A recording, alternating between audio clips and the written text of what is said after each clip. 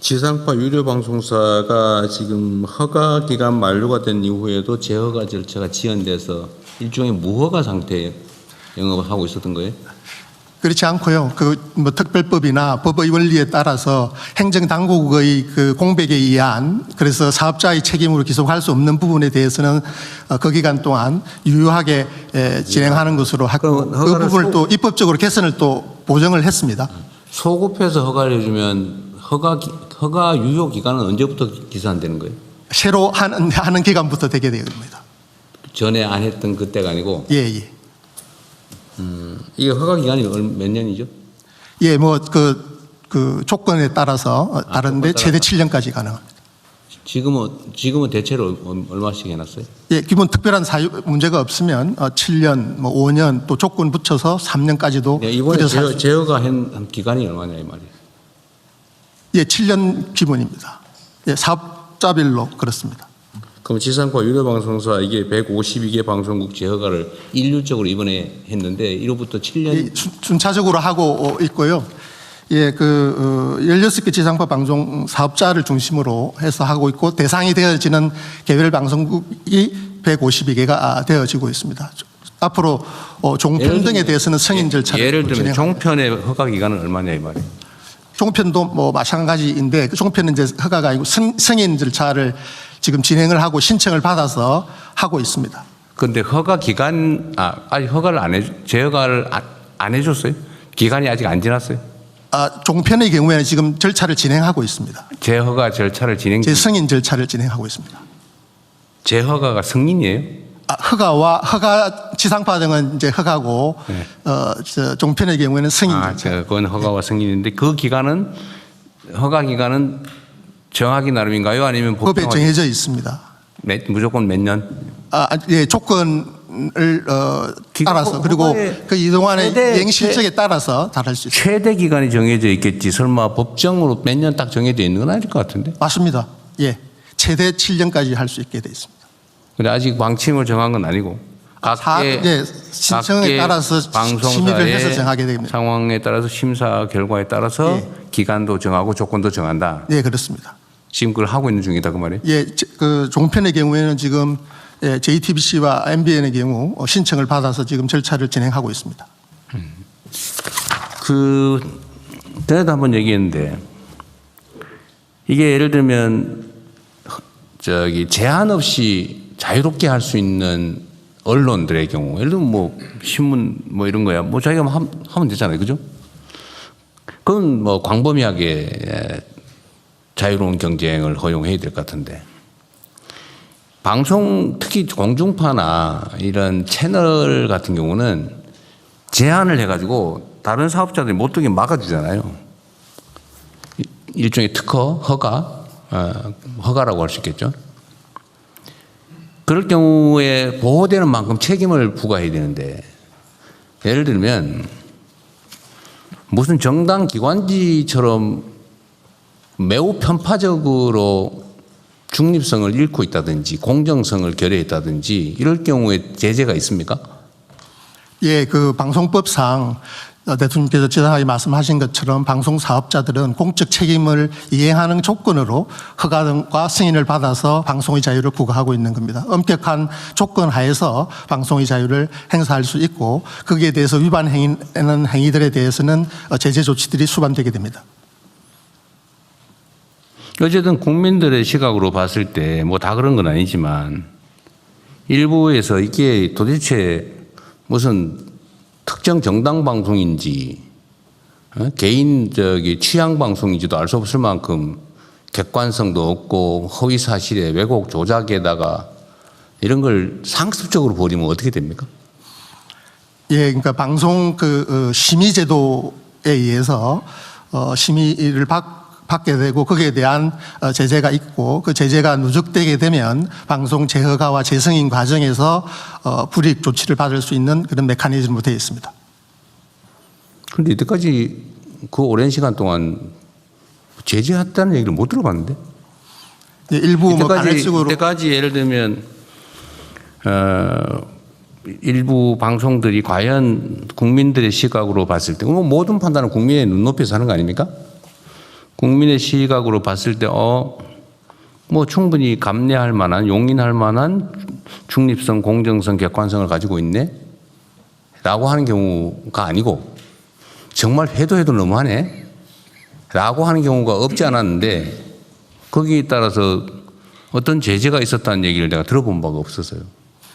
예, 뭐 그동안 뭐 그게 방송 행정 공백도 있고 그 행정 기구에 대한 정치적 양극화에 따른 여러 가지 뭐 정치 환경 때문에 그리고 행정 환경 때문에 그런 부분들에 대해서 엄격한 공정한 질서 확립에 있어서는 미흡한 면이 없지 않았다라고 생각이 네. 되어집니다.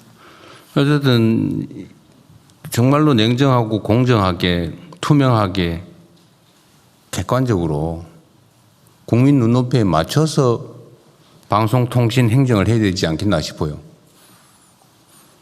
국민들이 봤을 때 정말 눈살 찌푸리고 이게 말이 되나 이런 것들이 왜 이렇게 장기간 방치되냐 이 말이에요.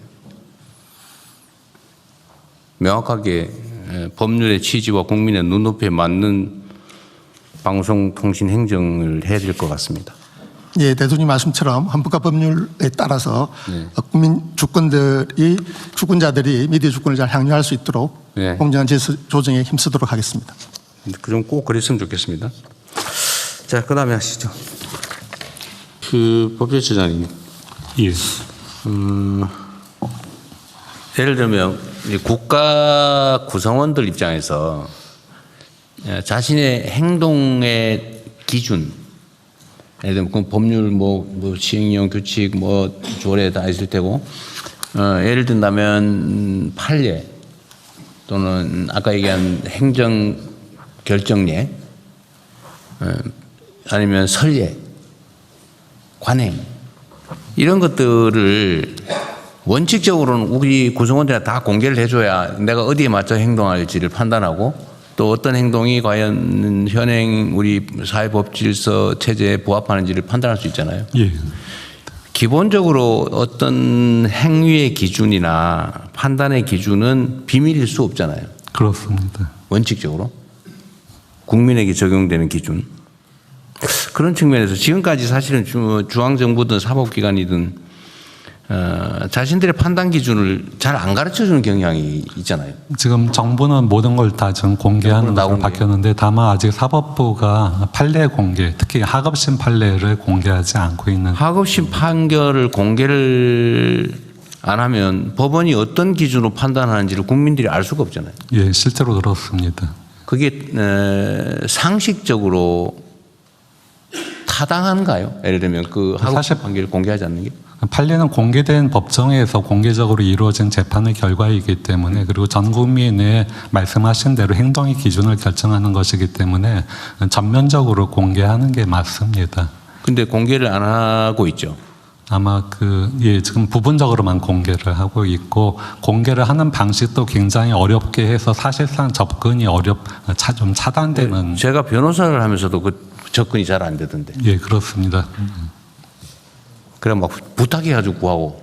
예, 그러니까 지금 그 일산에 있는 그 사법연수원, 과거의 그 사법연수원 건물 내에서 가서 그쪽 시스템을 이용해서만 검색을 해야 되고 또 메모 자체도 불가능하게 되어 있습니다. 보기만 해라. 예, 써가지 마라. 예. 외워라. 예, 그렇습니다. 그게 뭐예요, 이게? 그러니까 사건 번호만 확인하라는 식입니다. 예. 그것도 쓰려면 외워야 되는데. 여하튼 이상하죠. 예. 근데 법원에서도 전향적으로 검토를 좀 뭐 할 것으로 뭐 예상되기는 하는데 좀 속도가 굉장히 느리기는 합니다. 법무부는 혹시 여기에 대해서 의견을 지금 뭐 입법을 추진하고 있습니다. 지금 법원행정처와 법무실이 민사판례 어떤 전면적 공개 관련해 갖고 상당한 그 의견의 접근을 보고 있고요. 거의 개인정보 핑계를 많이 대죠. 예, 그렇기 때문에 이제 그 부분은 어떻게 이제 좀 익명만 하면 되잖아요. 맨날 A, B, C, 예, 그렇습니다. KFC 하면서. 네. 조만간 조만간 성과를 입법을 쓸수 있다고 해야 될 것 보겠습니다. 같고요. 네. 하여튼 정부의 선례나 판단 기준은 다 공개돼 있다면 그래서 내가 가기부 장관님 이제 법제처 직원들이 이걸 이제 질문이 들어오면 이런 걸 다 모아가지고 자기의 전문 지식을 동원해서 판단을 해서 알려주는 거잖아요. 예, 그 자문제도가 그렇습니다. 네, 그런 거잖아요. 물론 그것도 필요한데 그 법제처의 그 직원들 입장에서 보면 그걸 다 외우거나 뭐 어쨌든 뭐 검색기를 동원해서 다 찾거나 이렇게 해서 자기의 전문 지식을 적용해서 의견을 정리하는 거 아니에요? 예. 요즘은 이런 건 다 인공지능이 하면 되는 거 아니에요? 물론 최종 검수는 사람이 해야 되겠죠. 저희가 그 국가법령정보센터 지금 그 국민들이 일일 평균 한 80만 명 가량 이용을 하고 있는데 거기에 지금 이 법령 관련 모든 정보들을 다 집어넣어놨고 현재 그 AI 전환 사업을 추진 중입니다. 그래서 아마 내년 한 7월경에는 시범적으로 그 이미어로 물었을 때 관련된 법령 관련 모든 정보들을 이게 제공받는 그러니까요. 시스템을 그게 구축하게 이제 행정 시스템인데 내년 7월쯤 어쨌든 이 인공지능을 활용한 검색 시스템을 이제 국민에게 제공할 계획이다 그 말이잖아요. 네, 그렇습니다. 그런데 가위부 장관님 지금 어떠세요? 지금 현재도 그냥 프로그램 적당히 만들면 지금도 별 무리 없이 할 수 있는 일 아닌가요? 적용은 할 수 있는데, 그러니까 사실 지금 이제 이 법률 관련해서 검색되는 이제 AI 시스템이 키워드 베이스로 좀 되어 있습니다. 그래서 지금은 이제 글자 넣고 검색하는 거죠. 그거 말고 예를 들면 키워드 가지고 어떤 뭐 질문이 들어오면 그 질문을 이제 넣어가지고 이 질문에 대해서 답을 네가 정리해봐라 그러고 그때 나오면 이제 사람이 왜냐면 이제 그것도 약간 차고 있을 수 있으니까 그 사람이 검증을 해서 확인하는 과정을 거쳐야 되는데 지금은 사람이 하고 있잖아요. 검색기를 넣어가지고 인공지능 검색이 아니고 그냥 그 논리 검색만 하는 거 아니에요? 그러니까 그 지금 이제 법제처든 그 법제처 안에 이제 그 생성형 AI 지금 공개된 모델들이 있습니다. 그걸 가지고 적용해서 일부 추가 이제 학습을 하게 되면은 지금 대통령이 말씀하신 것처럼 그냥 말하듯이 이제 질문하고 답을 쉽게 얻을 수 있습니다. 아니, 그러니까 예를 들면 민원이 들어오면 민원 서류를 그대로 입력을 해가지고 스캔해가지고 스캔하면 요새 다 읽잖아요. 뭐 스캔해서 그것들을 이제 AI가 읽을 수 있는 형태로 이제 읽어서 거기에서 답을 하라는 그 프로그램을 지금이라도 만들어서 쓸 수 있지 않느냐 이 말이죠, 내 말은. 지금도 충분히 적용 가능합니다. 근데 내년 7월까지 갈 필요가 있냐 그 말이지, 내 말은. 아마 지금 근데 이게 이제 우리가 일하는 방식이 그런데 뭐 그 잘못됐다는 얘기 아닙니다. 이제 우리가 이제 이것도 이제 전면적으로 바꿔야 되는데 뭘 하려 그러면 업무 용역 이런 일을 해도 되나? 돈 얼마 드나? 그 다음에 한 다음에 이걸 다시 용역을 주어 가지고 판단을 받은 다음에 그래야 이제 책임을 안 지니까 그 다음에 이걸 다시 또 맡겨. 이거 행정 절차에 한 1년 걸리는 거거든요. 근데 왜 그러냐? 이거 내가 보기에는 저번에도 한번 보니까 어느 부처의 담당 공무원이 자기 소관 업무를 이걸로 자기가 설계 뚝딱뚝딱 해가지고 했다고. 재경부서. 이게 재경부가 똑똑해. 예, 감사합니다. 지금 그렇게 하는 사례가 실제 있었잖아요. 그러니까 우리 행정도 이게 이제 책임을 하도 물어대니까 딱 용역을 주느라고 이러는 거거든요. 내가 보기에는 지금 상태에서도 필요한 요소만 정확하게 그 요청을 받으면 그걸 넣어서 프로그램 만들어가지고 지금 당장 예를 들면 그 조사관들이 질문 들어온 거 답변해 주는 그 담당 요원들이 있을 거 아니에요. 그 사람들이 쓸 수 있게 해주는 거는 그리 오래 걸리지 않을 것 같은데 어떠세요? 그 대통령이 말씀하신 것처럼 각 부처에서 지금 그런 일들을 데이터만 정확하게 기본 데이터만 너무 어렵게 생각하는데 저희 가기정통부에서도 그 R&D 과제 예산 심의하는 것을 AI가 이제 심의하는 것을 도와주는 1차 심의를 에이전트를 저희가 만들었습니다. 근데 사실 그렇게 오랜 시간 걸리지 않고요. 데이터 정리만 잘 해두면은 금방 만들 수 있습니다. 그러면은 자우진 우리가 이제 앞으로 이제 국정도 그렇고 모든 행정 자체를 지금과는 생각을 완전히 바꿔야 된단 말이에요. 지금까지는 컴퓨터라고 하는 게 그냥 논리적인 검색까지만 해주는 걸로 우리가 알았는데 지금은 똑똑한 공부한 사람 수준의 일을 인공지능이 해주는 시대가 이미 도래해버렸잖아요. 활용을 못하고 있을 뿐이거든요. 그러니까 이게 공무원들이 국가공무원, 지방공무원에서 한 200만 명 되나요?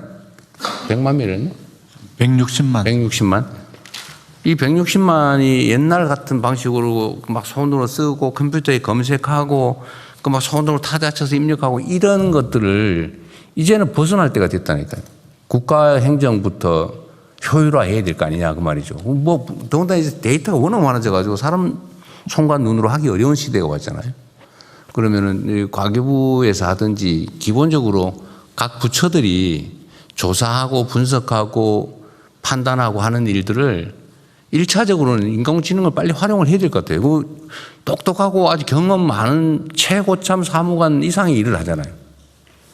그런데 그거를 신임 사무관들 막 일 시켜가지고 가르쳐가면서 그 손으로 막 밤새가면서 눈 비비가면서 이럴 필요가 없는 시대 아니냐 그 말이에요. 그거를 일단 법무 자문 해주는 시스템부터 한번 만들어가지고 서비스를 한번 주시면 어떨까요? 근데 현실적으로 저희가 정비 업무에도 그 사용자들이 그 AI 전환을 시도를 해봤는데 결과물이 굉장히 아직은 낮은 수준이라 실질적으로 이렇게 의미 있는 인력을 대체할 수 있는 정도는 아직은 안 나옵니다. 그게 이제 차이일 것 같은데요. 물론 그럴 가능성이 있는데 지금의 이거 AI 수준이 질문을 어떻게 하느냐에 따라서 완전히 그 결과물이 질적으로 다르지 않아요? 질문을 어떻게 하느냐에 따라서 질문이 정말로 복합적이고 빠진 거 없이 다 변수들 다 넣으면 충실하게 나오는데 질문을 간단하게 하면 간단히 하잖아요.